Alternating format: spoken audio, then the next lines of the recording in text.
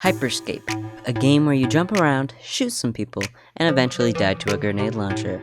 Before I played this game, one of my friends commented on how his computer couldn't run the game well.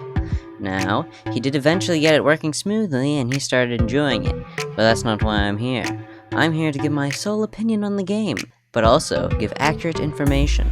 Now let's speed right into it. Chapter 1, the tutorial. When opening into the game, we are introduced to Robot Chick.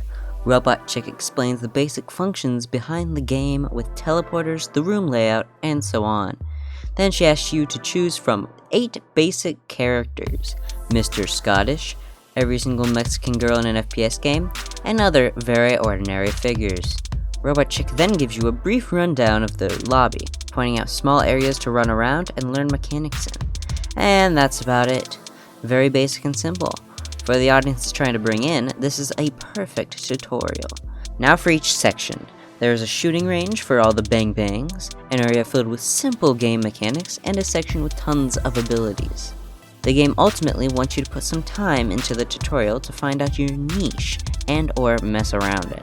For gamers who like to listen for controls and abilities instead of mess around with mechanics, this tutorial isn't the greatest. Robot Chick only explains where things are and not what they do. But if you learn by running around and clicking buttons, this is ideal. Chapter 2, the lobby.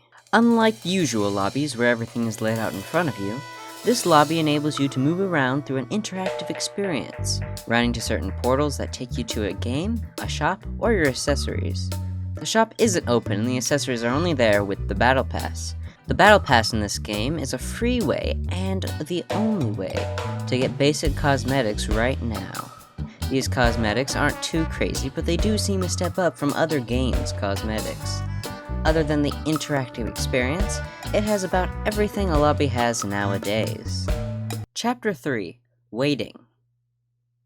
It's not too bad. Chapter 4, the gameplay. Time for the longest and most informative section of all, the gameplay.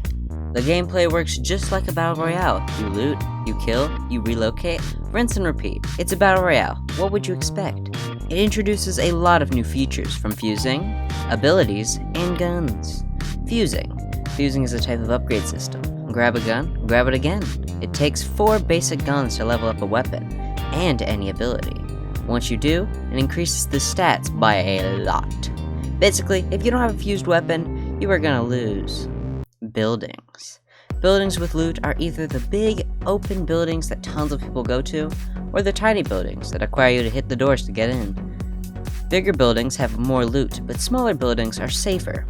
Abilities. Abilities are these cubes you find mixed with guns. It ranges from the ball ability to the reveal ability.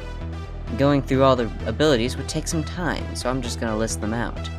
Armor, ball, heal, invisibility, mine, reveal, slam, teleport, and wall. Not every ability is equal, but it just depends on the way you want to play. The guns show interest. Most guns do almost no damage with no fusing. There's a plasma launcher, a pistol with aimbot, a big pistol, a rifle, a shotgun, a sniper, a minigun, and the grenade launcher and its plasma version. Both the grenade launcher and its other are crazy powerful weapons. Fully fused, they can 2-shot. Most people pair one of these with the minigun. The minigun acts as a very fast and capable weapon for long range and close combat. It's super fast and pretty accurate. It pretty much renders the rifle useless. All other weapons are pretty simple, except for the plasma launcher and the sniper. The sniper doesn't kill with just a headshot until it is fully fused. The plasma gun murders, but only has 1 shot. Getting hit with this is almost a guaranteed death. But dying doesn't mean you've lost, at least if you're playing with a team. Each person who dies drops a respawn triangle. You can run up to one and sit there and wait for your teammates to res you. Sadly, you cannot use your team's death triangles, so if teammates die and try to use each other's triangles, it won't work. If your teammate doesn't res you, you can act as a ghost and help be recon. It's a nice little way for dead teammates to still have fun. This gameplay mechanic adds a fun, new way for dead teammates to be useful. Now, if you somehow survive, you've got a fun treat for the end of the game. You can win by killing everyone and everything, or win with the crown. The crown is an object that you need to hold for a certain amount of time. When you hold it for that time, you win. It's not that hard of a concept, and actually gives some strategy for the end of the game. Chapter 5, The Finale. Overall, this game isn't too bad. It's actually quite a fun game with good quirks. But it doesn't bring much that is new. It's still a battle royale, just with fun new gadgets. On a ranked scale, I give it a 6. Kept getting killed by only 2 weapons, the grenade launcher and the plasma version.